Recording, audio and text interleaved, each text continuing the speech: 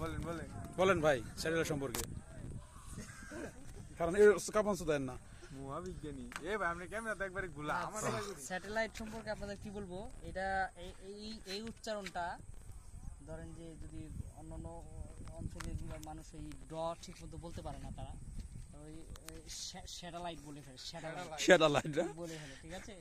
এই উচ্চারণটা আমি এইদিকে মানে মনে করি এটা বেমানান। এটা বিজ্ঞানীরা মানে সর্বসাকল্যে চিন্তা করে এই শব্দটা দেয়নি। তারা এদিকে মানে একটা মানুষের প্রতি মানে যাদের জিহ্বায় সমস্যা আছে তাদের প্রতি অবিচার করেছে।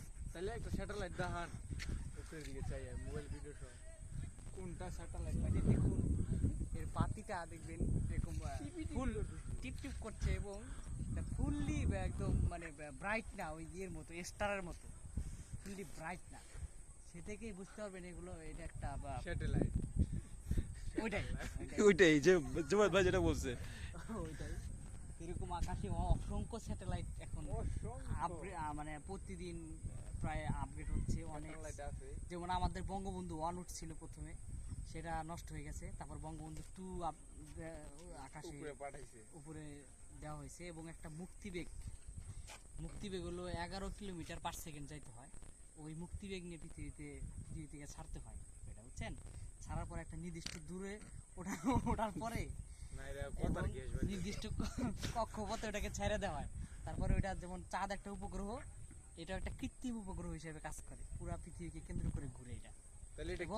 এবং স্যাটেলাইটটা একটার সাথে কানেক্টেড। তেল মোবিল লাগে নাকি চলতে? কি ভাই কি আবার লাগে না, এখানে আপনার ওই সোলার প্যানেল করা আছে, সেই শক্তি দিয়ে চলাচল। আর কিছু বলবেন ভাই এই সম্পর্কে? আজকের মতো আরো অনেক কিছু বলার আছে। সময় নাই। নাসা থেকে দুই একটা বিজ্ঞানী আনা হবে সামনে, ঠিক আছে। আপনার সেই অনুষ্ঠানে আসবেন দাদা, আজকের মতো ক্ষমা দিলাম। ভাই আপনারা শুনতেছিলেন আমাদের দাদা স্যাটেলাইট সম্পর্কে ধারণা যেগুলো আছে ওনার মাথায়। আর পরবর্তীতে ভিডিও পাওয়ার জন্য আমাদের সাথে থাকবেন। এরকম রোমাঞ্চকর আকাশ এবং মাটি এবং বায়ুর বিভিন্ন বিষয় নিয়ে কথা বলার জন্য আমাদের দাদা আমাদের সাথে থাকবে ইনশাআল্লাহ।